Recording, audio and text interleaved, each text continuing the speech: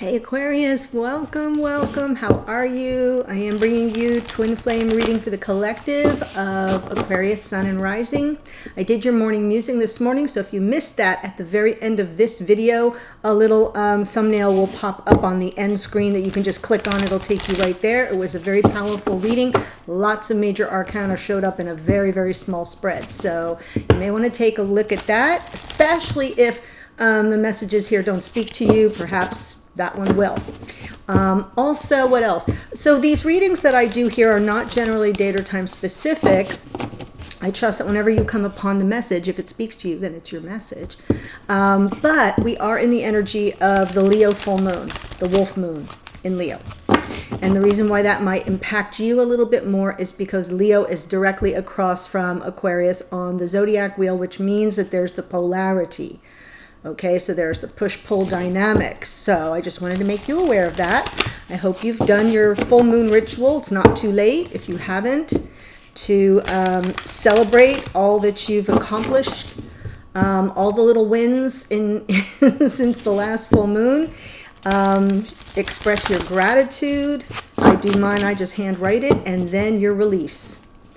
Then you get to offload things that didn't go right, things that didn't serve you. Energies, behaviors, people, you know the drill. Okay, I am pulling for you 2 cards from Sacred Traveler, one for Divine Masculine, one for Divine Feminine. As always, remember you can flip the energies around so that if it comes out backwards for you for some reason, you say, well, she's saying masculine, but that's my energy and I'm the feminine. That's fine. Oh, look at the beautiful way. Gorgeous. Protected by angels and grace and gratitude. Beautiful. Masculine gets you are cherished by the angels. Feminine, through gratitude, joy expands. Perfect for the full moon in Leo. Grace and gratitude, dear feminine. And masculine, you are protected by the angels. Isn't that a really good feeling?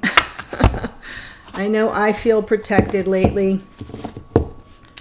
Very protected. Okay, so I'm going to pull 1 card for the Aquarians watching. This is from the Energy Oracle. Let me see where the little guidebook is in case I don't have a full handle on it. Okay, Aquarius Sun and Rising.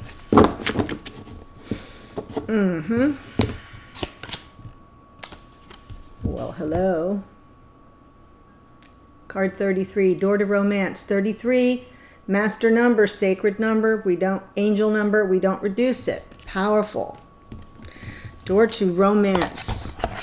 I'm going to give you skinny on this. Direct. This is really amazing. Okay. Whether you're looking for a new relationship or just more love in the relationship you're in, this door with a heart opens onto a new beginning in your experience. That was coming through in the morning reading, by the way. Let's see. A new love may be arriving and you are being brought together by a strong resonant connection. This may be a call from a past life, or it may be a new tenderness about to bloom into heartfelt affection. This relationship already exists in energetic potential. So when this card appears in your spread, make sure you are projecting the kind of self-loving energy that you want to receive from others. Be aware that the universe returns your self-caring treatment to you.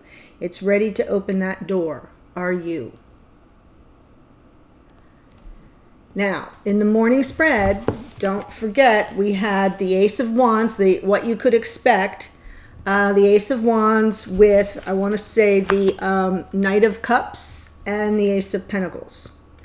If my memory serves me well, for those of you who watched, you're nodding your head. You're saying, yes, Laura, that was it. Yes, Laura, that was it. But there's still something that needs to be resolved. That's why I titled it, you got to offload the negative karma, because there is something that's blocking that love from coming in. And that's exactly what this card is kind of sort of referencing, is be self-loving, so clear up, release. That 10 of Wands came through in that reading to say that it's time for you to let something go, to like take it off your shoulders and move it aside and be done with it. be done with it. And that way, all the new love or the reinvigorated, that Ace of Wands, like reigniting the torch of passion for some of you, if you are still in connection with someone. So it's either brand new or it's a reinvigoration of the love and passion. So very, very perfectly aligned with what came through in the morning.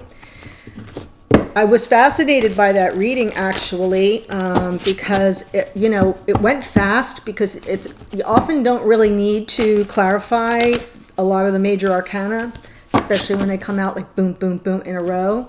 The story kind of tells itself. It was a really interesting reading.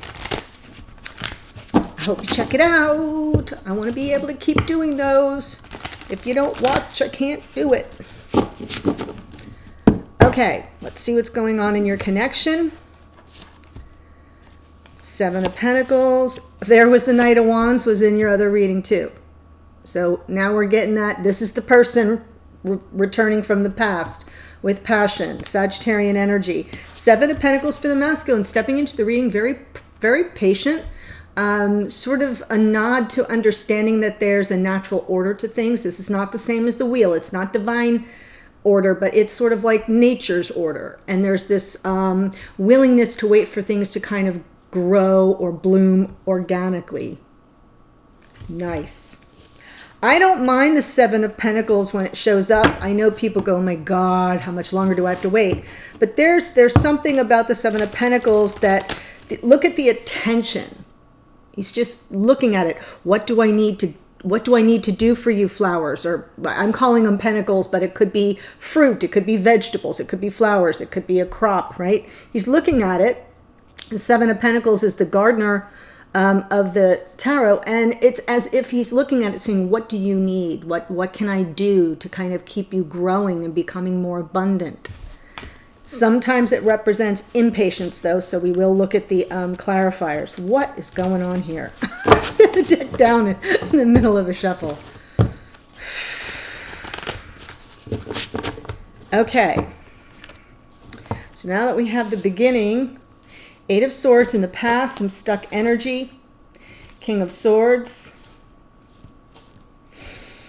That's some Aquarian energy. Five of Pentacles. That was in your morning spread as well. Lovers. The Lovers card. Three of Cups. So a little bit of a... well, I'm going to hold on that. And this was in your morning spread as well.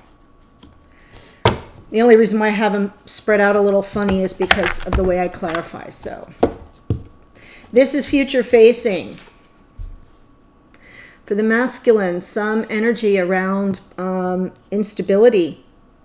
Maybe feeling out in the cold, shunned, devalued, ghosted. But the feminine, yeah, I can see why the masculine might feel that way. This looks like it's approaching a very solitary journey. In the morning spread, it felt like connected to the Hanged Man that came out, which was the overarching energy of the reading, was the Anchor card. So I'm feeling as if this feminine's got to do a little inner work, embark on more of a retreat inward, and that may have this masculine feeling out of balance. Seven of Pentacles, please. Oof. Patiently waiting the clarity. Ace of Swords. When the Ace of Swords shows up, sometimes it's like an epiphany. It's an aha moment. But I feel because it's clarifying the Seven of Pentacles, it's as if the masculine is waiting for a divine gift of clarity. Probably on some level aware that the more that they are patient, the more clarity they'll receive, if that makes sense.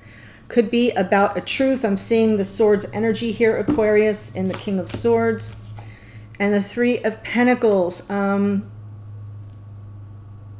Whether or not this feminine will work with them. Possibly. Because the Three of Pentacles is that co-creative energy. You, your divine counterpart in spirit, working together to take this connection from something ordinary and make it into something extraordinary, and sort of waiting for that clarity to come in. Are we in this together? I'm patiently awaiting, or am I flying solo here? And we're getting a nod to the solo, aren't we? Eight of Swords. Did a card flip? Nope. Eight of Swords in the past. Now, the Eight of Swords is about like a self-imposed prison of one's own making because of overthinking things. I'm almost feeling like the masculine is the Aquarius here, but overthinking things, not knowing one's next best step. And in this case, the next best step, as you know, I have often said, is into the puddle. And the puddle is water. And in tarot, water is our feelings. So this is someone who's trying to think their way through. And it ends up that you don't end up going anywhere because you take no action because you're overthinking the situation. So that's why I see now that, like, the release, the Seven of Pentacles. Yeah, I can't force this. I kind of have to wait for it to all show itself organically.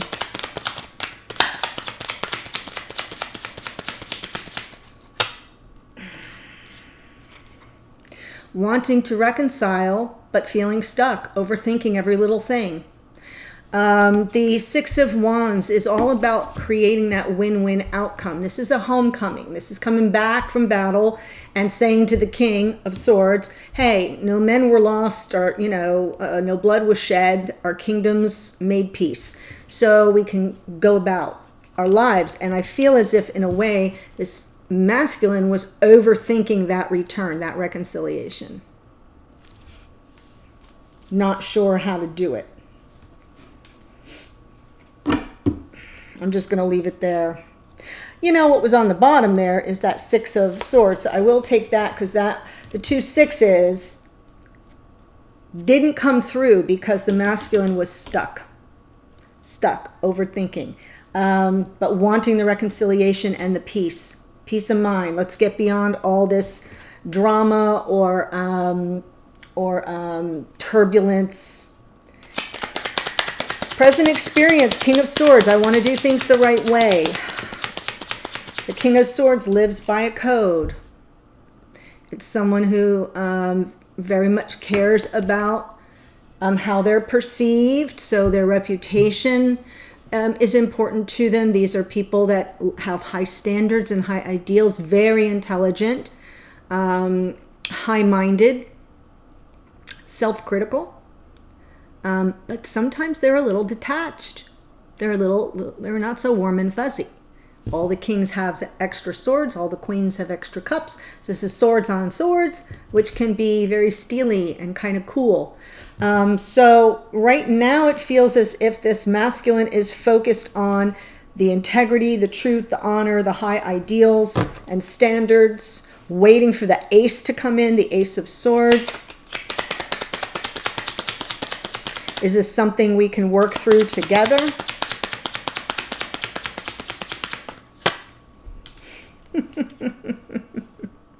King of Cups. So you know how I just said, not real warm and fuzzy. What's clarifying it is, but they love the feminine. They are coming from their heart. They're leading from their mind. They're leading from honor. They're coming from their heart. This is emotional availability, emotional vulnerability. The King of Cups, though, often struggles to express their feelings. If you notice in the deck, you can see he's sort of sitting on a block of ice in the middle of the ocean. To some, it looks like it's just a part of the throne, but I always see it as ice, kind of like cool and left out on their own, but they can feel other people's feelings. They can hold space. So I love that I see the King of Cups, romantic, on top of the King of Swords, softening the edge of that sword. And justice. Wow. Now this makes sense because it's as if all this masculine wants to do it the right way is for things to come back into balance, for there to be some fairness and For some of you, there may be a legal matter involved. I'm saying that because that's generally what the Justice card represents. But I also know that the King of Swords is someone who lives by codes of honor and integrity and things being made fair and just and right. So it makes sense to me that the Justice, this is Libra, by the way, would come out. So we have this King of Swords, sort of maybe on the outside, what perception is that they're cool as a cucumber, but on the inside, they're kind of like mush, soft and romantic on the inside. And what they're looking for, what they're wanting to work toward here is this sense of justice and fairness and balance. But there's something here in the future that has them living in an energy of scarcity, instability, kind of shut out. Yeah. On the outside looking in, they don't know how to access in the future, this is a future position, they won't know how to access the warmth of this connection. Just feeling left out in the cold. You can see behind these, this is the stained glass of the church, and it's kind of glowing. It would suggest that inside, an old-timey church would have a fire lit so that, it would warm the church for the parishioners. These two are out in the cold, really suffering in the snow. So I always look at this as this masculine in the future is going to struggle to find the warmth of the connection. They don't know how to get in with the twin. Four of Wands. Just go around the corner. Open the door to the church. All right. So I'm moving over to the Knight of Wands. As I said earlier, the Knight of Wands is returning from the past. It's passionate. It's swashbuckler style kind of energy and passion, which was the topic of your morning reading. First, you have to get rid of the negative karma, right? So it's interesting that this comes out here. I feel as if this feminine is focused on either returning themselves or on someone who's coming back. No, manifesting it. Just popped right out. Three of Wands. Manifesting the Knight of Wands. The passionate return, right? Someone that comes and clamors for their attention passionately. I like it. Look, Lovers is Gemini. That's in the past. It's a card of choice.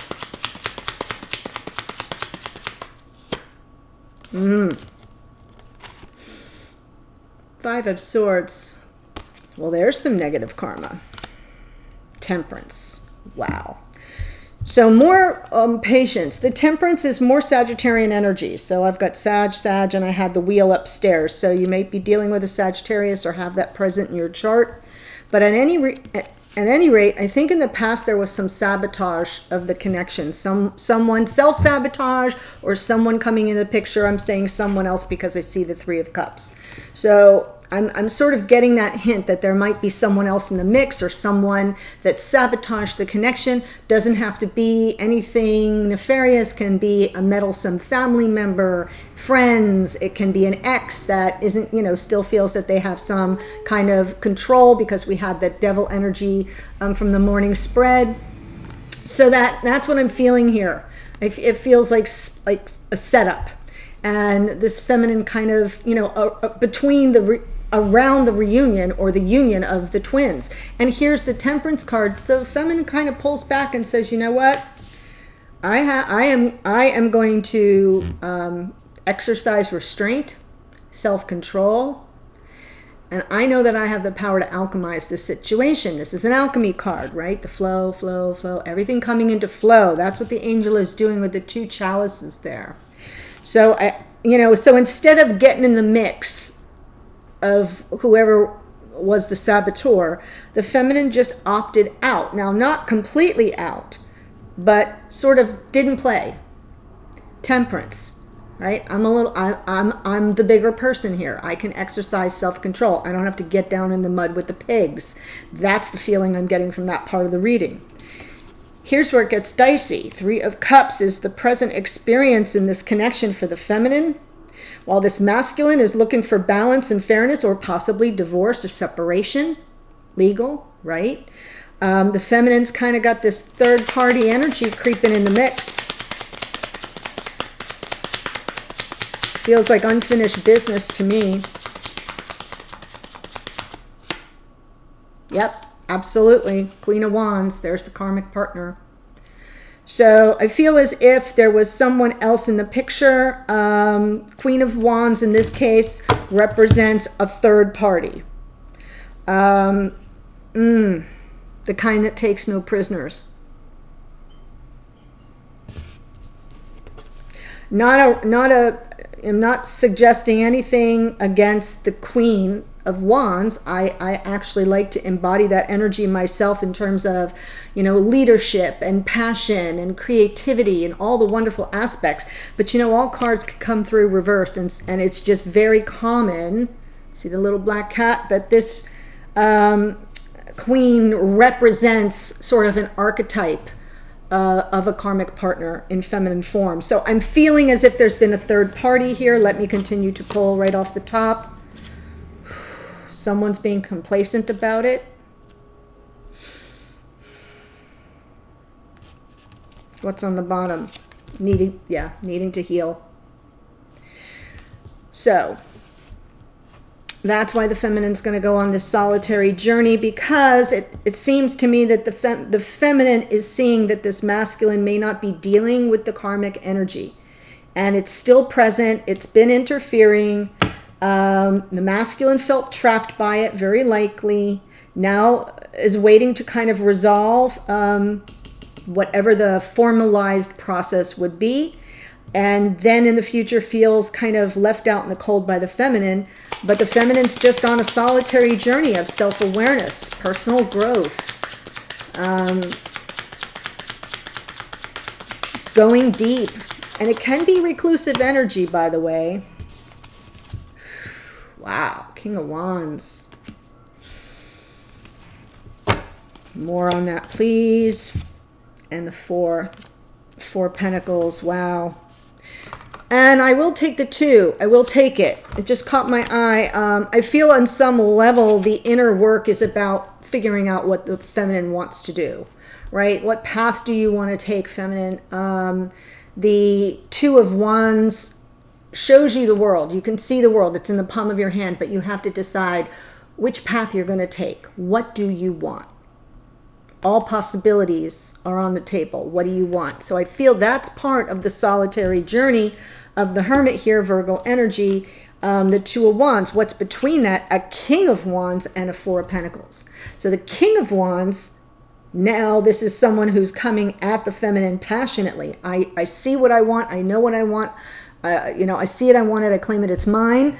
It's the mantra I use. So with this energy of the King of Wands coming in, I feel that the King of Swords, the King of Cups, and the King of Wands are all this masculine. Various aspects of the masculine's personality. I'm not seeing the King of Wands as a third person. I'm seeing the Queen of Wands as the third person.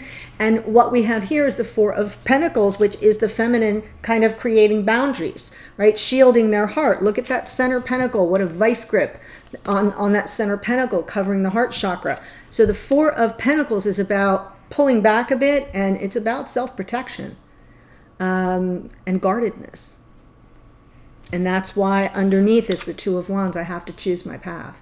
So I do feel it's very interesting.